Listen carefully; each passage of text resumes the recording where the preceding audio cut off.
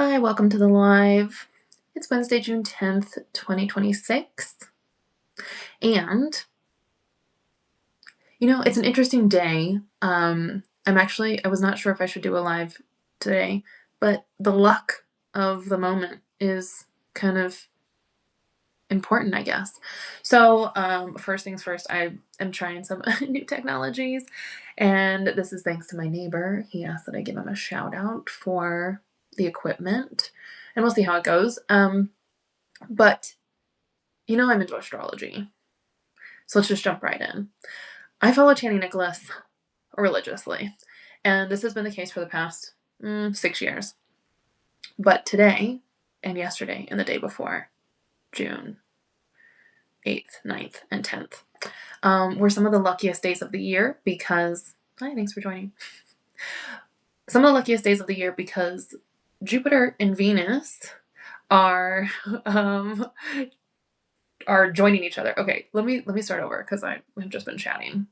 Thanks for coming. Good to see you all. Good morning to you. And the fuzzy mic is a gift from a neighbor. So I appreciate his generosity in supporting the effort. We'll see how it goes. I don't love holding it, but couldn't figure out the details. Anyway, I was saying that for this live, I don't have a whole lot to say other than I felt that it was important for me to at least share something just because of the astrology of the moment. Now, I talk about astrology a lot. I follow Channing Nicholas, have for 6 years. And part of the reason why I was so compelled to do something today is because it is allegedly the luckiest time of the year. Jupiter and Cancer are doing something in the sky. They're getting very close to each other, at least from our perspective. That's what it looks like. And then I think my Wi-Fi is going out. I don't know. Something's happening. I'm going to do my best. Stay with me. So Jupiter and Venus are doing something in the sky. It looks like they're getting close together. If you look out to the western skies, once it's dark, you'll see them being very bright and cozy with one another. But all this is happening in Cancer, which is lovely for both signs. Oh, no lag. Great. Okay. Thanks for the update. I'm seeing my Wi-Fi flashing. So it's good for the sign in Cancer, which is just, I don't know, if you're into astrology or not, very much about like bonds, connection, relationship, lovey-dovey stuff. And the suggestion was to do a lot of, appreciations and reconnecting with folks who are close and local to you. So it's been interesting because I actually spent yesterday, which was the luckiest day, in the space of being around the youth that I work with in my community. I'm going to be spending some summertime with them, and I'm excited about that. And then I actually had a neighbor meeting. We meet once a month now, and that was lovely. We met outside in a little park and just started chatting. So with the astrology, you're not technically supposed to do anything special if it's not already planned, but because Jupiter and Venus in Cancer has been getting so much hype leading up to this, thanks to Channy being diligent with her content creation too, I was like, well, I guess I want to try to align with it. So what does that mean for me? I'm just basically checking in because last week I didn't. And this week I am very much still in the middle of everything. I don't love that, but I do love the astrology. So here's something that I was thinking about. This is going to be a weird story, but let me just go with me here. So Channy in her company works with the astrology. When they have good days, they plan around it. Apparently, for the second year in a row on Good Astrology, they pulled together 450 artists, activists, organizers, culture workers in Brooklyn to workshop this Jupiter, Cancer, Venus conjunction and kind of process all of what that means and how to move with it, which is amazing because if you've been paying attention for many, many months now, over the years that I've been following Channy and getting insight into the astrology to help me make my own decisions, I've had this strong conviction. I go hard for Channy because I believe that she's doing some really incredible work. And what I didn't know is that she gathers these people once a year, the artists, activists, culture makers, to be aligned in the astrology and make sense of it. But of course, in my mind, I was like, that's the best way to use the astrology. And that's why I think that Chani is one of the most like creative, influential, empowering, and strategic like voices in our time right now. When it comes to organizing, mobilizing, messaging, educating, informing, inspiring, empowering, and supporting people on a large scale. I mean, I've watched this app that they've created, the company grow, and just Chani's voice like develop over the years. So as a firsthand witness of her own growth and expansion, I think it's incredible. On a business side, if you're like, ugh, a tech company, ugh, an app, all companies are bad, I will always still hold Chani as one of the exemplary like businesses too, because they live by their values. They are staunchly, so it seems, anti-capitalist in the sense of like not growing for the sake of just growth and profit. Their benefits, the way that they treat their employees, have like very comprehensive support. So inside out, I mean, they donate 5% of all proceeds to survivors of domestic violence. They do a lot of intentional redistribution and supporting people through livable wage. So on and on and on. I mean, I'm just like a huge fan of Chani, even in the business. But I was really amazed to see that she is leveraging her voice and influence in a very strategic way with hundreds of people by gathering them together to say, here's what we can do. I have always, for the past couple of years, when I talk about Chani, like one of the things that I want to do is like, I would love to work with her in some sort of strategic way. But I mean, I guess in a way, yesterday when I saw, oh, she's doing this, gathering the people to do like movement building work and sort of uniting around the message and the insights, and then applying that to what it means for us individually, which is the whole thing about her approach to astrology, radical self-acceptance. You do the thing that is yours to do. You understand your gifts and challenges. And that is why she's been such a significant influence on my life for the past 5 years, because I have been learning through her astrological perspectives what are my gifts and challenges and leaning in to the gifts, and then also understanding the challenges with a different level of like clarity. So personally, it's been super transformative for me to be connected to Chani's work in her approach to astrology as practices of radical self-acceptance. I always also promote her because she connects to systemic injustice and has like a very collectivist kind of perspective for what does that mean if you're doing your work, how does that fit into the larger scheme of things. So even my models of like abundance and responsibility are informed by her astrology, and just the way that it's like shaped my own thinking and my own practice and my own understanding of myself. This is one of those things where like I could go on and on and on about why I love Chani. I'm like not an ambassador for her brand. I don't get any support, even though I should at this point. I think I've turned hundreds of people onto her app. And I could say even more about her stuff. But the point that I wanted to get to was that since I've had this like idea for the past couple of years of like what it would look like to work with Chani, just imagining, could a philosopher be on their team? What would that do? What could I contribute to this? They just are so brilliant in terms of their products and their strategies and everything around their brand. So I don't know that they need a philosopher anymore or at all, but there was a little bit of a, I guess you could say, disappointment. I was slightly deflated and super excited and like happy to see that they brought together the group of 450 people to do kind of exactly what I would imagine they would be doing. But here's where it kind of clicked. Last night, as I was like, okay, of course Chani's doing that because she's smart and her whole company has this strategy. Like they're living into their astrology or their philosophy, if you will. So maybe they don't need someone like me to jump on board. But I was like, I had that idea a while ago that that's how her astrology should be used.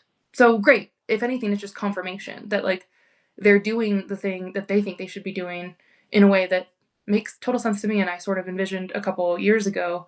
That to me is only like confirmation of alignment, or maybe even some sort of validation of a level of deep understanding of why I love Channy's work and why I think it's so amazing, because I think it can do these things and look at her doing them. So it's funny to see that. And what it had me thinking last night was like about learning. Now, I've tried on these lives to not do real-time processing, but I'm going to be real-time processing right now and thinking. So, because these ideas are not like super well clarified yet. But I'm all about learning and the experience of learning. And I often think to myself, I must just be a really slow learner. Or if we use this example of Channy bringing people together, it's kind of like, well, duh. maybe that's really obvious. That's always been her plan. Or maybe maybe I was getting it enough that like I put the pieces together a while ago and ended up kind of walking side by side with Channy for the past couple of years, so that she ended up here at this spot. And I was like, yeah, I could see you going there. I'm not being super articulate, but what I'm trying to get at is that I think I'm really sort of caught up on the experience of what it's like to learn, when to me it feels like putting pieces together and you're just paying attention, if you're really noting like the themes or the topics or the ideas. And when you're actively engaged in trying to make meaning and connections around things like AKA learning or deepening your own understanding of something, then you might arrive at this like, ooh, these things clicked, and now I have like this new idea or a new understanding about it. And it's new to you, perhaps, but there is often the experience where like the thing that we now think is like, ooh, that was new. I put in that thoughtful labor. I extended myself to actually think, and like I can feel my brain working to put these pieces together. And so I came up with this idea, but other people have also come up with this idea. Jill, I love that you're here, because this is really relevant to like the way that we know each other too, where,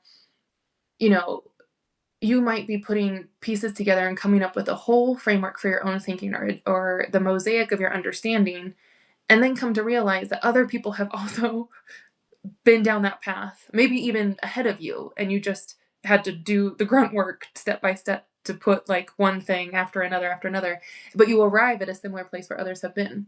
So I think that learning often feels like a new insight or a new experience to us, but it's not surprising to me that in our process of developing deeper understanding, we end up being at a similar place where other people are at too. Maybe not everybody, but I don't think it's very often that we're actually alone in our genius, if you will. So in many ways, I'm trying to think about what the implications are of this, or the ways that this could shed light on other parts of our experience. Like maybe even, here's another way to think of it. I often think back about sort of mentors or teachers from 20 years ago. And I was just having dinner with a friend who we've known each other now for 20 years. He's older than me by 36 years. So when we met, I was like 19 and he was 36 years older than me. I'm not doing math right now. But he's involved in some of the stories that I tell about like mentors who knew me when I was 18, 19, 20. And the things that they saw in me that I didn't even know, because I was still just such a young person and a like excited, enthusiastic student. But there were things that I was up to, or maybe questions I was asking, or maybe the passion that I had in the direction it was pointing, that because of the teachers or the mentors and the people who just like kind of probably knew more than I did about, let's say, philosophy, or about when you start on a path that like crack a little egg of learning, then what grows and matures out of that makes sense, like if you start to question gender, then you're going to eventually end up becoming a feminist. I don't know. So like I was thinking about how so many people when I was that age saw something in me and then helped nurture my path. And I'm like, how did they know? But I'm not being all that like earth shattering, but I'm realizing like maybe they knew because they could see the things happening when I couldn't even see them. And so there's like, just if you have the ability to perceive, connect, observe. Maybe it's just pattern recognition. Maybe it's what we would call life experience or wisdom that comes from just living. But there is some kind of phenomenon that happens of like, but how did people already know before we knew? And maybe it's like we're slow to realize it and the pieces were already there, but we just had to go through the process of putting the puzzle together.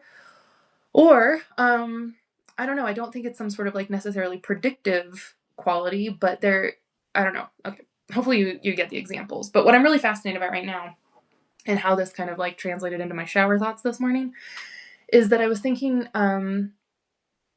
about what it means to learn if we understand it as kind of this process of putting the pieces together, that if other people are also paying attention to the same pieces, whether that's in the same temporal slice of reality that we're in, like contemporary peers, or it's from a historical perspective. So not even just like the older elders in your life when you were young and they saw the path you were headed down, but like maybe generations of people who have been observing parts of reality that other people are yet to realize or slow to put together. I was thinking specifically about like how white people in particular are often like, oh, I'm now realizing what racism looks like or that white supremacy is real, when it's been one of the most dominating forces of our realities for literally centuries.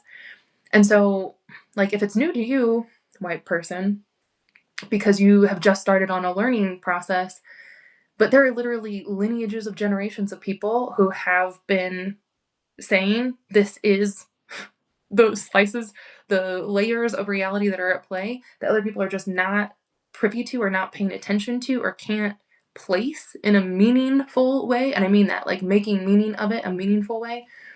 Then it's moved me from being like thinking about individual learning, even though I really am focused a lot on the individual experience of what does it look like when we are learning? What does it feel like when we're learning? But I'm kind of extrapolating that right now into like a more collective, maybe even broadly cultural dimension of learning. Because if we are trying to change things, then maybe what we need to do is less, I mean, I stand by this. I think we need to do less individual learning or less focus on just like if each of us do our own kind of stuff. But like probably more important is for us to be learning together by paying attention to the same thing. So let me say this in a different way now. For instance, I look back on the past 10 years of my life and see the drastic ways that I have learned and changed my perspective. I've gotten far more radical. Even though it's not like a whole 180, the depth of my understanding or the nuance always is increasing. And then the way that connects meaningfully to my own life and actions feels stronger. I don't know how to gauge progress in terms of the strength of our commitments, because I've always been pretty strong in my convictions and commitments, but I do feel the personal transformation in me and how I show up. If you were to just look at the past, let's say 3 years now, wild transformations in my own life, but something that is really encouraging on a larger, grander, collective, cultural, national, political scale is that it's 2026, and I remember very distinctly the fall of 2016. You might recall that too. And I specifically am thinking about election night in 2016. I remember where I was, who I was with, and the feeling that I had. When it was announced that Trump was elected, I remember feeling like, oh, this is so bad. And of course, it is so bad. But in the 10 years since, I have a much stronger feeling and a much deeper awareness than this is so bad. It's like I know that other people also had the similar kind of recognition of how bad it is, and then we've watched what's unfolded in the past 10 years. And I'm not putting this all on Trump. I'm not saying that it's just because of him. but I think that he's sort of like a figurehead and a flashpoint that really marks for folks like a specific time in our country's history where we can point to something distinct that helps sort of illuminate the more structural, historical, and like long-term problems that have been just living in the bones of this system. So anyway, the one bit of optimism that I feel like I can sort of attach to when it comes to learning is that I can see how much I've learned since the fall of 2016 as we move, into the summer and fall of 2026, 10 years later. And I also, if I know that I've done that, I can trust with and believe with a lot of confidence that other people have done that too. How we all moved through a learning process maybe looked similar, maybe it looked different. But the good news is that I don't feel like I'm alone in that. And more people have come to some level of like increasing critical consciousness. I would also then highlight the past 3 years if I go to the fall of 2023. So I'm thinking again specifically October of 2023, when on the global scale, this is not just like culturally in terms of our nation's politics in the United States, but globally, for me, I can mark my own growth in learning after October 7th, 2023, in the way that that fundamentally shifted my understanding of much more global political realities through a very, very obvious, explicit, concrete, brutal, like lens of Israel and Palestine. And I had been familiar, I knew some things, but the flashpoint of October 2023 that then led into a very different kind of learning. Like if I were to say the learning of 2016 to 2026 around US politics and Trump administrations, that learning looks and feels very different than the learning from October 2023 to, we'll say, now. And part of that learning is because it came through in a very different way, which is the brutality and the graphic, unbearable violence of watching genocide unfold every single day through live streams, which is the technology that we have available to us now with telephones and smartphones and social media, and even like the connectivity that we have. So the learning that happened culturally, politically, globally now in the 3 months, in the sense that like, I'm not trying to cheapen this and I don't use it lightly, but when like there's phrasing that says Palestine will free the world, I think that what that is really indicating for me is that on a global scale, more people really started to understand the reality of Palestine under Israeli occupation.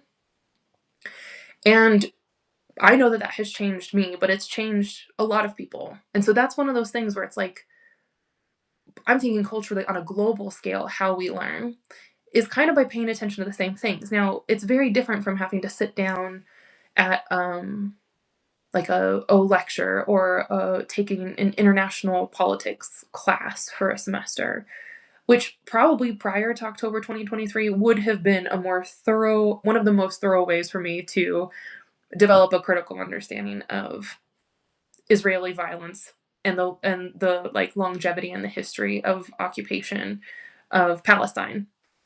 But learning it in a course in that way is a very different kind of learning. What I'm stuck on right now is that we can learn with other people, basically, if we're paying attention to the same things and willing to exert our critical thinking enough for ourselves to like form some wrinkles in our brains, like do the work where we are actually doing the thinking. And where I see that coming through in a way that's kind of like really been messing with me lately is the coverage and the videos coming out of Palestine right now are far fewer, though it doesn't change the violence. It hasn't stopped, and like the so-called ceasefire is like not real. So the the violence and the atrocity has not stopped, but people are not talking about it as much. Even myself, like, I'm not posting it to my stories the way that I was for 2 years. And that's tripping me up because I'm realizing, like, that for 2 whole years, even though I was like, I know I'm part of the population on the planet that is paying attention and being changed by what I'm seeing and letting this shift, and as much as I can, my convictions, my choices, and my actions, with really conscientious intention.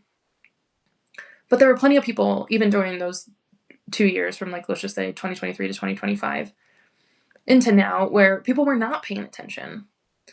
And so, as, like, the emphasis on what gets our attention, or maybe I remember, oh man, was it? Yeah, in the first Trump administration, I had this phrase that helped me make sense of it, which was stable chaos. It's only gotten worse since then. And it sounds like an oxymoron or a contradiction, but basically, stable chaos is just the idea that, like, if you continually decenter, destabilize, overwhelm, shock a populace with, like, breaking news every day where people cannot keep up with what's happening, it is just, like, truly so chaotic. That is inflicting its own kind of trauma, if we understand trauma in the very, like, practical way of, like, too much, too soon, too fast, and you literally cannot process it. The chaos is what becomes stable. Like, it's just this relentlessness of chaos. So stable chaos is, like, how I think of Trump's strategies. So some people, like, I can't process that. Other people turn off to it. And even the people who are paying attention might go through ebbs and flows of, like, the things that what we're, like, piecing together or how we're making meaning of it. And I'm just going to throw this in here too. I'm really worried about, I mean, the general critiques of AI at the level of, like, how it lessens our capacity to think and problem solve. So like I said, I'm just riffing right now. This is, like, all real time thinking out loud. But if learning beyond an individual level and thinking about how we learn on a more collective level can really be kind of awe-inspiring when we say, oh, we're paying attention to similar things. So then we end up sort of naturally arriving at similar conclusions without even having to conspire, without even having to pass notes to each other. It's sort of like we could be in disparate parts of the country or very, very, very far apart on different countries on the globe, and we could come up with the same kind of, like, that makes sense. This is now the truth or the meaning and the reality that I hold, and I share that with you because we've both gone through a similar process to make the meaning of the reality and the experiences that we are gathering. And now we've found each other in this place of, like, shared understanding. We might even be creating in similar ways or moving in similar ways because of the ways that we have learned. If that's, like, kind of a cultural model of thinking about learning with others, which does not have to be intimacy, like, we meld our brains together and we do this, like, hand in hand, then I do think that there's also this piece about AI that is really unsettling, in the sense that it takes away the effortful labor of even thinking and making meaning at all. So I know that's one of the critiques that it, like, is, there's so many critiques of AI, but the one where it, like, really, in a way, lessens our capacity for thinking, is really, I don't know, disturbing. I'm reading your comments. The inherent biasing of AI training models. Oh, for sure, definitely. Learning with others via AI needs to be carefully done. Well, and so here's the other thing about AI. I'm confronting it a lot. It's really been on my mind the past couple of days. So I'm going to tell you a little story. It's obvious, but we'll do it. So it was like a couple months ago, where I was in a Tesla for the first time with one of my friends. And my friend, he knows I don't approve. But he was like, oh yeah, well, AI is, like, built into this thing anyway. So he asked whatever Grok, I guess, to what do we know about Cori Wong? So then the Tesla is speaking back with its AI voice about me. So it was the first time I had encountered like an AI summary of my own work, which was weird because I was like, oh, it's like, when you reach a certain level, like you have an IMDb page, or like you really made it in the internet world if you have like a Wikipedia made about you.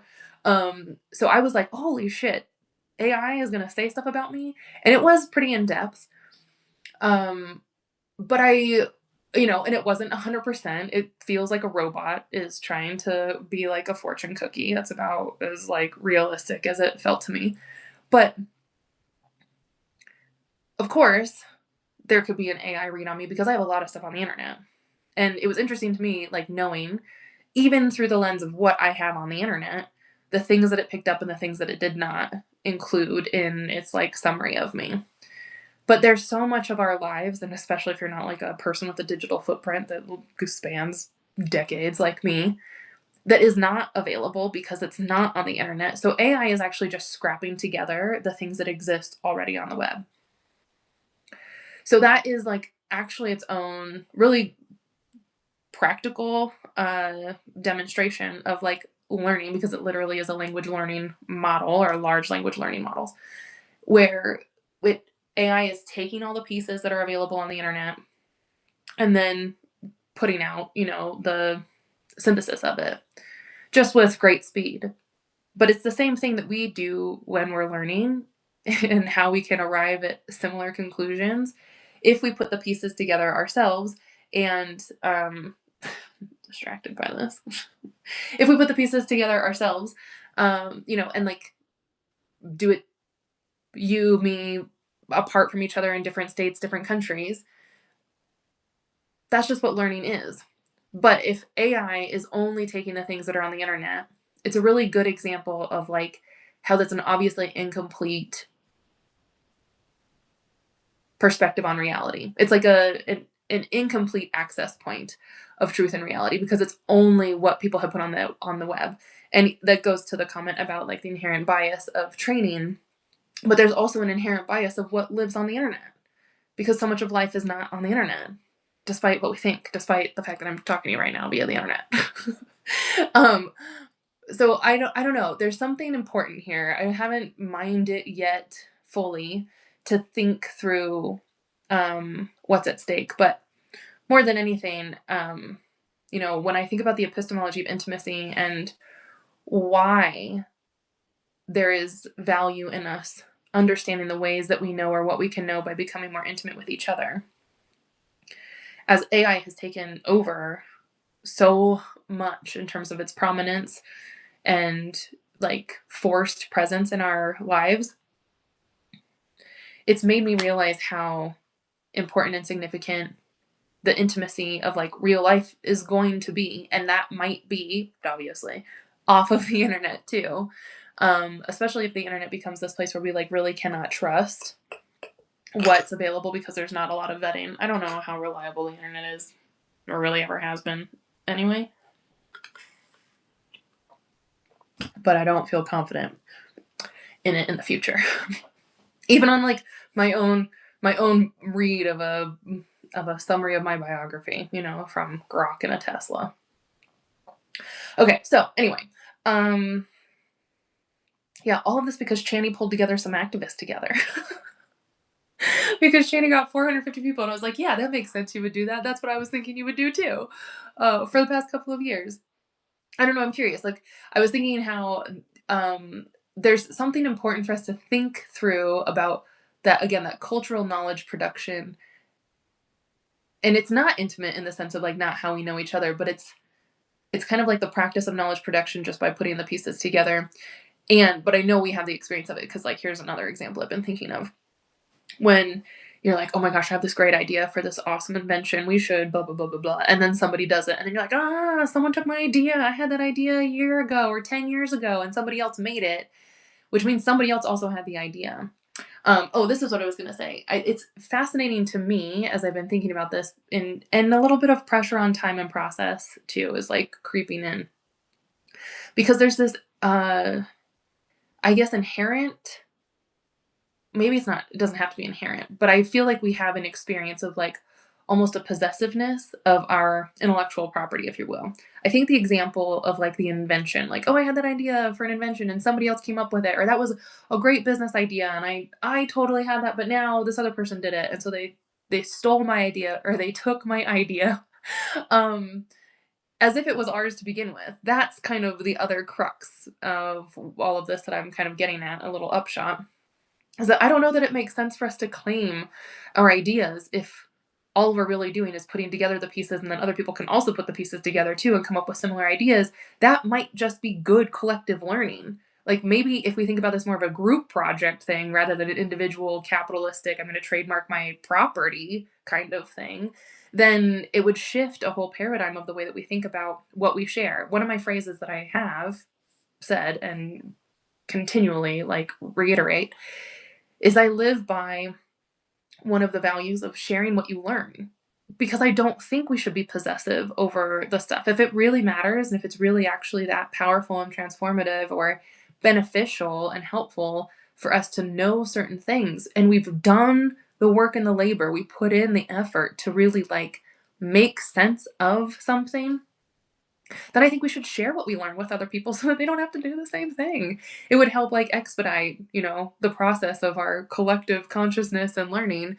Or maybe we could create more effectively on a larger scale because we have a similar kind of like operating working knowledge that now isn't something that is possessively withheld or gate behind some sort of gatekeeping tendencies or a psychology of like scarcity or possessive-ness, but really about knowledge and learning is something that is like a very human endeavor, not just human, but like something more, I'm gonna be a cliche, something a little more mycelial. I don't, people are all about the mushrooms these days, mycelial networks, but the origin of that thought for me is actually also decades long, and it's informed by some philosophers, Deleuze and Guattari. I'm not even saying their names right because I don't know their philosophy very well. The one thing that I got from reading 10,000 Plateaus when I was in undergrad was about the rhizomatic structures of things, and the rhizomes are those sort of, now people would say mycelial is a more common reference, but rhizomatic in terms of rhizomes being interconnected and underground, so that the connectivity is something that is, you can't just pull it out like you'd rip out a weed with one taproot. But if something rhizomatic, it like actually traverses in myriad places through multiple kinds of connectivity. And that to me is much more an accurate sort of representation of what knowledge is, how it's produced, and how it should be. And if we assume that sort of perspective, then I think it can also shape the way that we approach knowledge, and therefore even learning, in the way of like we share what we learn, just like how trees share nutrients through their root systems to help each other survive. Oh, I'm seeing your comment, Jill, about like, yeah, that the opposite might be true. If we don't record our voices, they won't be represented. Yeah, right. It's, I agree. Like, if we don't share what we learn, or we don't have a way for us to connect in some form or fashion, so whether that's old school books or it's narrative oral traditions of passing down wisdom through story, or it's like on the internet. I mean, I'm doing my documentation online on purpose for a reason. But I mean, so it's not to say that just like we need to avoid AI because it's like a biased internet scraping. But there is something to say if we have more inputs, whether that's in our relationships because we're friends with more people, or in our personal lives because we actually center our conversations around more meaningful topics that really do enrich and edify, like the depth of our understanding of ourselves, each other, and the world. There are other ways that we can incorporate this, I don't even want to say like resource, but like this abundance of knowledge and learning that is available to us, that doesn't have to just come from, like only what lives in, you could say, research journals of academia. And I'm not dogging research. I'm just saying that, like, even historically, of course, in terms of institutions of academia, whatever you're talking about, there's been histories of exclusion because they've been built through systems of oppression and injustice. So there's always been an exclusionary lack of access or a filtering that has a political agenda behind it, depending on who's in and who's out. Yes. But even with that, then, I think that, I'm going to land here and try to stay grounded in the epistemology of intimacy. That the whole heart of the epistemology of intimacy is really that by being in different kind of relationship with one another, or fostering connections that are containers for different ways of engaging, that is a source of knowledge production for us. I know I use a lot of big philosophical words around all of this, but it's really not that deep. It's kind of like, oh my gosh, it truly is that if I hadn't met that friend, I wouldn't have been introduced to hot pot, and I wouldn't even know that that's like my favorite kind of food, or like the things that if you didn't have that one person that you dated who really like opened up your horizon and introduced you to so many new things, then you would just be a different person. There are things you wouldn't know, or the things that you did learn, whether about yourself or about different cultures, or even, about like your own healing journey. It often is happening. I think I'm not going to put a percentage, but like a lot of our life learning happens from our relationships with those that we are truly in relationship with. I mean, when I think about relationality in this way too, I'm very conscious of the fact that there are many indigenous traditions that basically are built on concepts of relationality, that it's only in our relations that anything happens, that anything exists, or the only way that we make sense of ourselves is in relationship to other beings, other people, animals, like the land. And so the relational quality of even knowledge production that I'm talking about is not to steal it from native traditions, but you might even think of it as sort of an example of like, if you get it, if you make sense of something, like, I've been working on the epistemology of intimacy now explicitly in that language for a relatively short time. But my understanding of epistemology has happened from decades of my own learning that is coming from specific traditions of a feminist Western epistemological kind of angle. And the fact that that sort of echoes or parallels now more indigenous ways of knowing should not be surprising. Like, it's not surprising to me.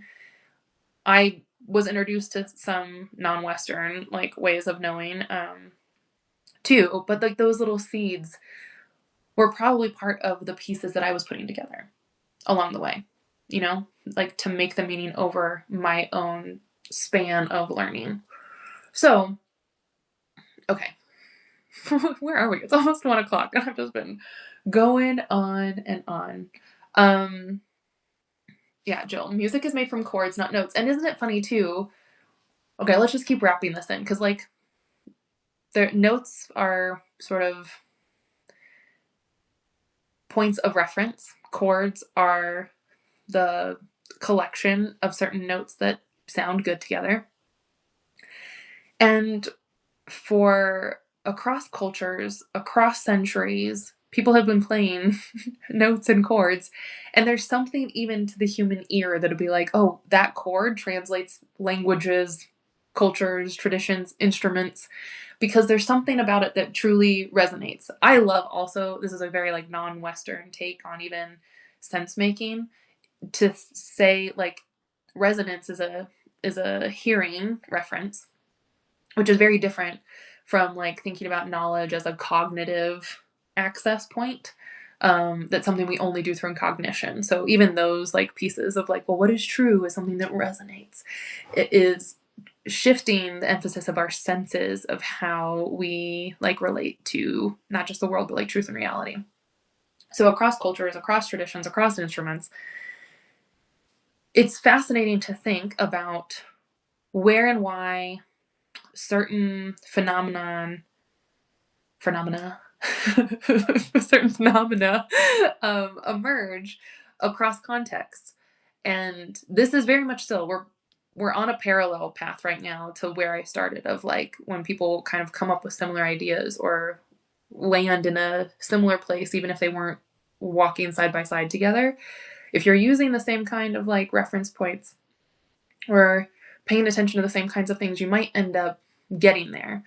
And so the resonance of things kind of spans context. And even getting to a similar place when we're not even in touch with one another. Like, how do we all come to a similar understanding?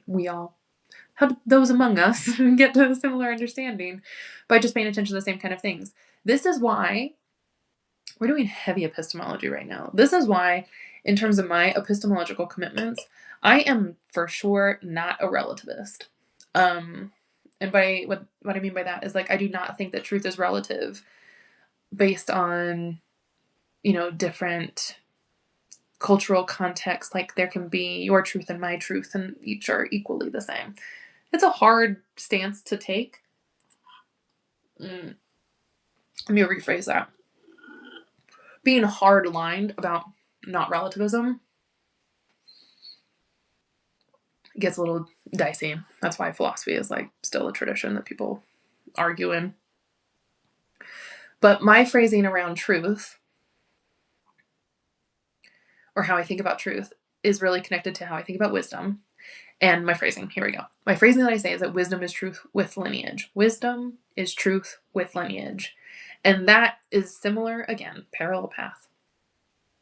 Wisdom is truth with lineage because the lineages continue to hold on to the thing that seems to surface and emerge through our experience as being the thing that shows up reliably, or that informs our lives in helpful, useful ways that allow us to continue moving in the directions that we want to go. And I think that the truth with lineage is very similar to what we could say in a less temporally stretched perspective, not across generations of a lineage, but let's just say across a globe in a 2-year span, or across a country, a large country like ours, in a 10-year span.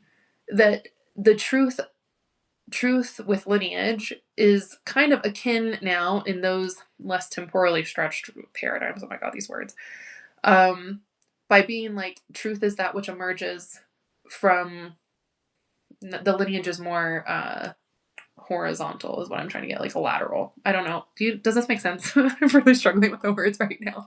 But basically it emerges in a similar kind of way that truth persists through lineages. I think that the truth kind of shows itself when we, as a present generation, are moving through a similar thing. We all kind of go like, oh, wait a minute.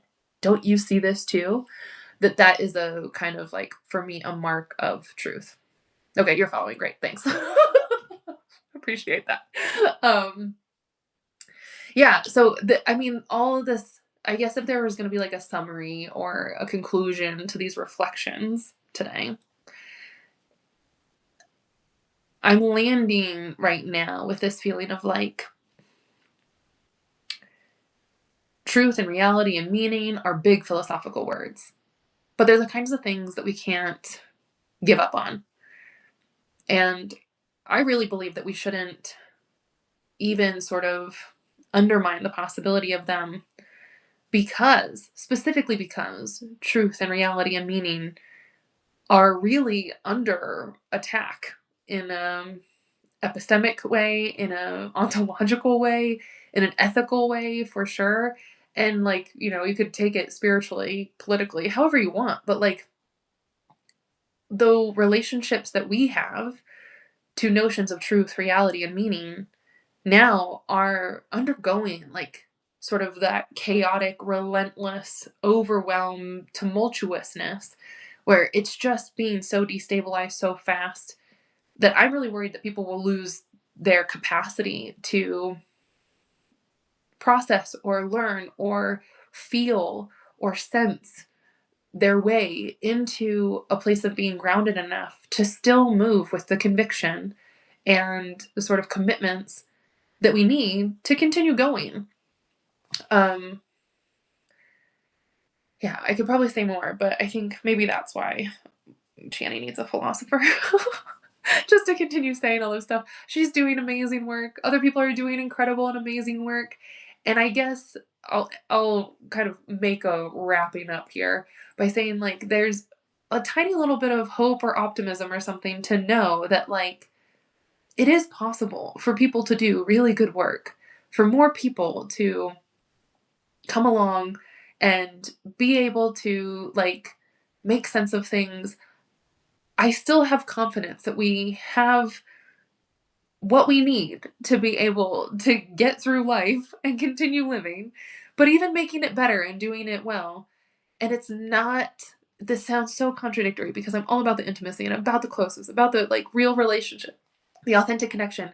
But even when that doesn't happen in such close proximity, I find that really encouraging on a broader cultural collective level that there are people who are doing it. I feel that way again, looking back 10 years from now to 2016, as bad, honestly, as it's been. I feel like every year it's like, fuck, this year was worse than the last. And I didn't think that was possible. Do you remember that? Like 2016, we were like, oh no, this is going to be bad. And then 2017 was terrible. And we're like, please just go to 2018. 2017 sucked.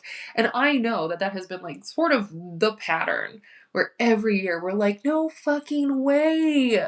2019 was a horrible, and 2020 had to present us with a global pandemic. What? And just year after year after year, it's gotten worse. So as that pattern that I'm tracking continues, where every year it feels like it gets worse, I also am slightly encouraged. This isn't a trade-off, but at least in the years, past 10 years, year after year, I also see more people putting things together, making sense of it, and seeing a different kind of truth and reality. So I'm never one to put a silver lining on things, but I do feel like there's something helpful to kind of round out our perspectives, that if there's something I have learned over the past 10 years and over the past 3, referencing like the kind of paradigms that I'm learning through with others, learning through with others in the country and on the planet, as things get worse, I have learned even more that has made me feel stronger and more convicted. And I know that that's true for at least some others. If it's not the majority, I'm not going to give that to the majority. I don't think that's always true. But I don't know. There's a way of collective consciousness, of consciousness raising, of learning, of process. And everything I've been talking about for the past several weeks is like how a process takes time, how like we have to do this kind of long arc of learning. And I'm not surprised. I'm not surprised that it's taking time. Like I'm sitting with even the notion of time and the process being a developmental journey that happens over time, like very seriously. So it sucks so bad that so many things have gotten so bad. And yet, as long as we can continue in inverse proportion to the violence and the cruelty and the destruction of it all, in inverse proportion, deepen our understanding and our learning and our like commitments to each other, I think that's maybe a helpful path to continue going down. So what are we doing for Venus and Jupiter in Cancer? Jill, I like your question. Again, you're not necessarily having to do anything special for this. It's just more to know that it's happening, I think is a helpful orientation point. But it is a place for gathering your people, expressing gratitude, and sowing seeds of intention of things that you would like to grow with others. Let's put it that way. That's probably like a good high level summary of like how you can use the astrology to echo some of Channy's phrasing. Or you could just get the Channy app. That's another way. Start becoming a Channy fan and follow her work as closely as I do, and it just might change your life too. Let's see. I was actually going to say other things, so let me do a little bit more of like a summary thing now. I want to say that in terms of updates and achievements and everything, as of the end of May, I put out the third volume of, oh yeah, there it is. The third volume of the Romancing the Revolution pages, which means that that's like, what is that, 130 pages or something over the past 3 months. I'm really excited about it. If you want that, then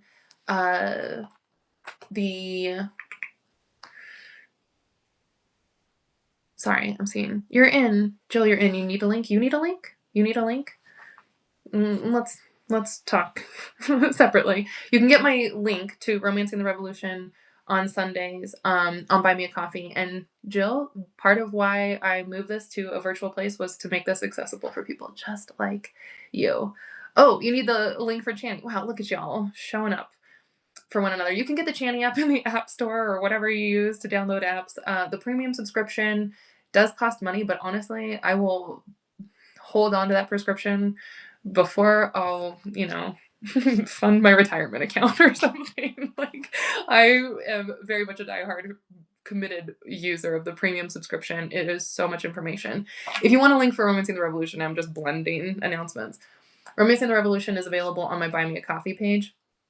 And we meet every Sunday. You register for a month at a time. We just got into June, and the June pages are actually the June conversations are focusing on the May pages. So if you register for June, you'll get the PDF of the May pages.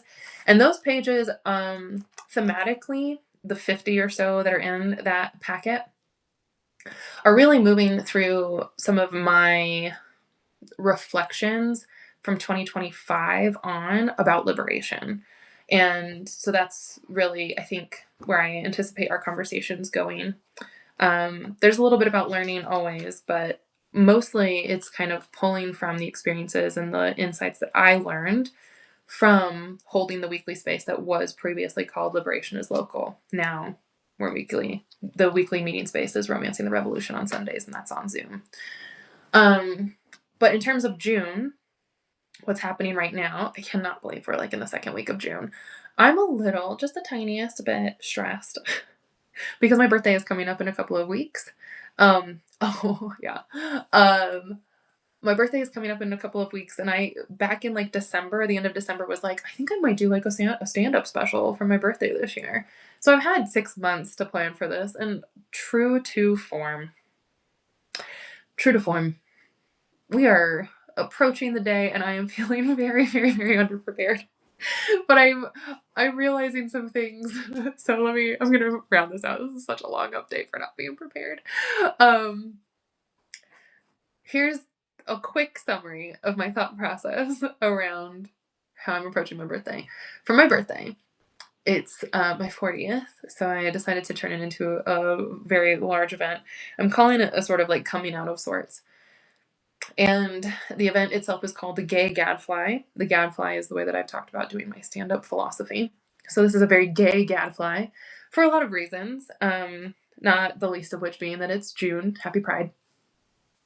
So in 2 weeks, I'm going to be debuting what I've called a very a special of my own making of stand-up philosophy. And I am panicking because, again, I'm not prepared. This is not something I've written. By now, I for sure, like, comedians who go on tour with an hour special. Wait, let me say that again. Comedians will work on their material for a really long time to create an hour-long set that then they will tour around, countries, perfecting their material, same performance, really hashing it out and getting it solid. And then they will record a special. Me, I was like, hey, everybody, come on out on a Wednesday night and I'm going to show you a special that I have not written, have not presented, and have not workshopped at all. So again, this is my own error, my own character flaw. But here's the way that I've been thinking about it, and it does relate to Romancing the Revolution with the pages. In June, I'm not really making pages because I don't have time for that right now. But you may recall that over the past several weeks, as I've been doing these lives, I've had these little steps of information, or no, steps of insight and learning. And it goes like this. I tell the story of 2007 when Helene Sixou disappointed me with a truth bomb. when I was like, oh my God, I loved your paper. I loved what you were doing. That was so amazing. I was like 19 years old and very clueless about philosophy. And so I was like, I love the way that you presented your paper and all these things that you were doing. And she was like, that's not at all what I was doing. And then the key words that changed my life were, she said, I'm not ever trying to do anything with the way that I write. I'm a poet. That's not my project. Maybe it's yours. That's not my project. Maybe it's yours. Incredible.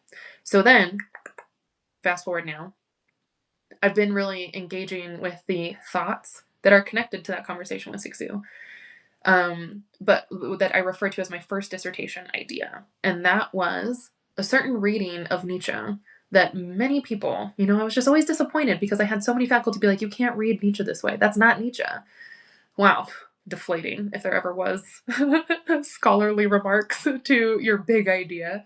So many people saying that's not Nietzsche. You can't read him that way. But then Sixu's voice came echoed into my head, and it was like, wait a minute, what if that wasn't Nietzsche's project, but it's mine?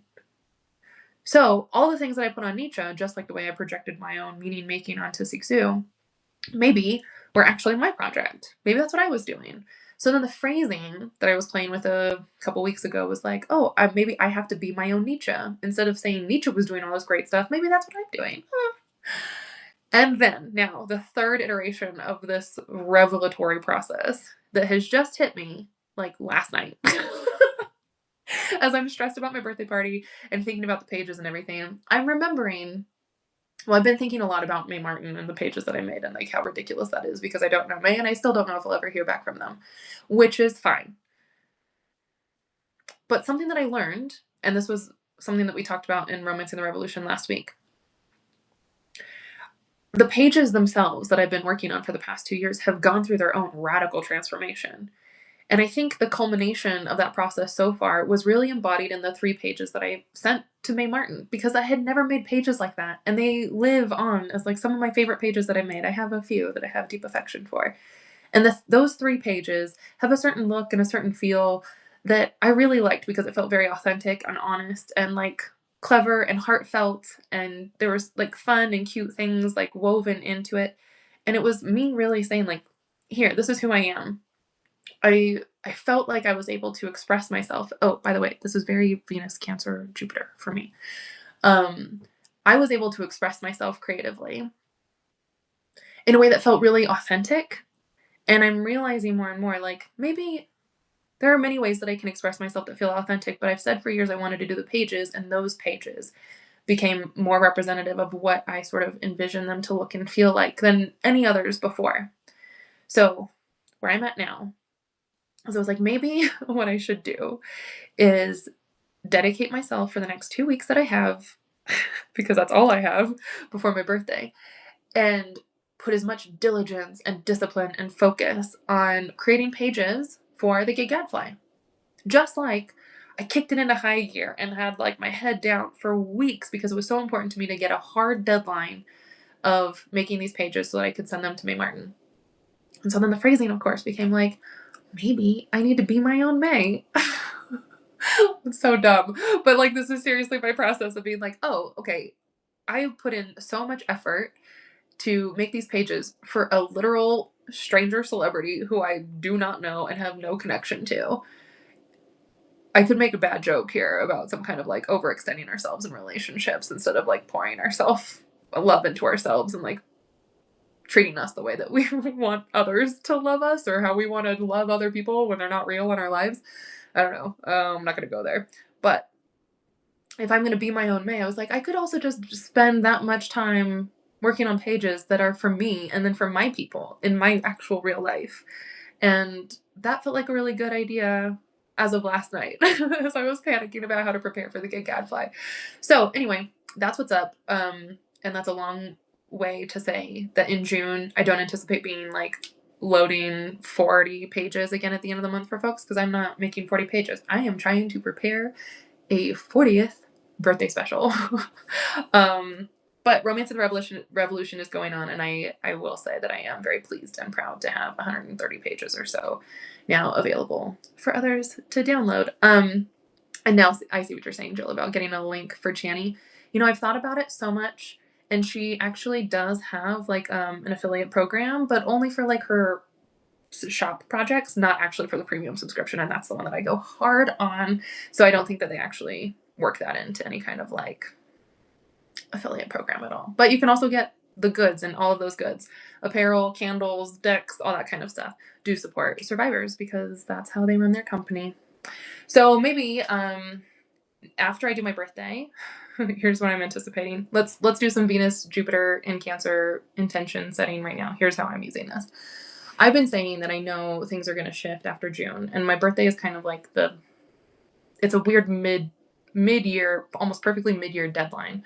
And I just want to be able to focus, deliver, perform, and share for my birthday. Very much like a priority, getting locked in. And then into July, I have a lot of clarity right now. Like, it has taken me fucking years, decades, but I have so much clarity right now of what actually I need to do to develop the epistemology of intimacy. And I'm very excited because the clarity that has come to me is that I want to be able to just share the philosophy, my philosophy, through the people that I actually do know. And my project has always been about sort of humanizing philosophy and making it more real and personal and everyday and like meaningful for our actual lives.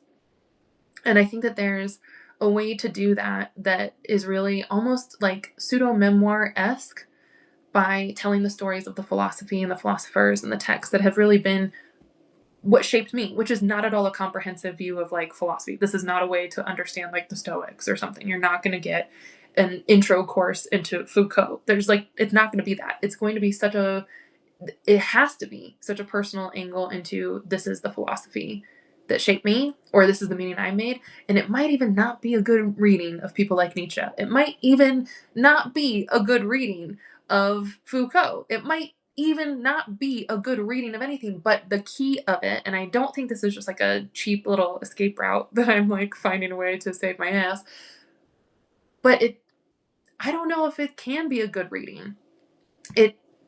If what I'm actually sharing is just the truth and the meaning of what it has meant to me in my life. That's what I can report on.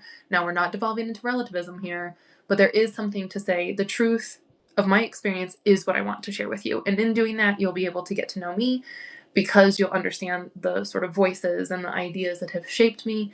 And I hope that it will foster the learning and the connection that you make. So that's where I see this all going. And I know I've been like, it feels like pushing the day down the year, month after month, like, I'm gonna get there. I'll do the epistemology of intimacy soon. But it's just been this process of actually like really getting there. Time. It takes time. So yeah, let's end there as on the note that like maybe it's my project to be my own Nietzsche, to be my own May. I am gonna dedicate myself for the next 2 weeks to create some pages, and if they go really well, then maybe I'll share them beyond my 40th birthday, and I can share them elsewhere. That would be exciting. And I don't know if I'll do a live update next week, just because who knows how locked in I'm gonna have to be. But I appreciate you joining me here now under these great planetary alignments and relationships. And just know, heads up, Channy's been saying July is gonna be wild for like a year. She's been saying this. And there's something really amazing about this alignment that's gonna be happening in July. She describes it as almost like this like planet. And so it makes almost like a bowl shape in the sky. She's like, that has literally never happened before in like our lifetimes for sure. Maybe even hundreds of years. So anyway, July is gonna be wild. I'm preparing for that. In the meantime, thank you again for being here. Thanks for your presence. Thanks for your support. I appreciate learning with people all the time. I not only want to share what I'm learning, but know like every interaction, every conversation. I'm someone who makes a lot of meaning out of a lot of little things. And so it is often the case that something that gets shared ends up working its way into my brain and into my body and into my life story in a way that is really, really important and formative always. So thank you for your presence and being here with me. And hopefully you get to enjoy these very lucky days that we're in right now. Do something beautiful, and I'll see you soon. Okay.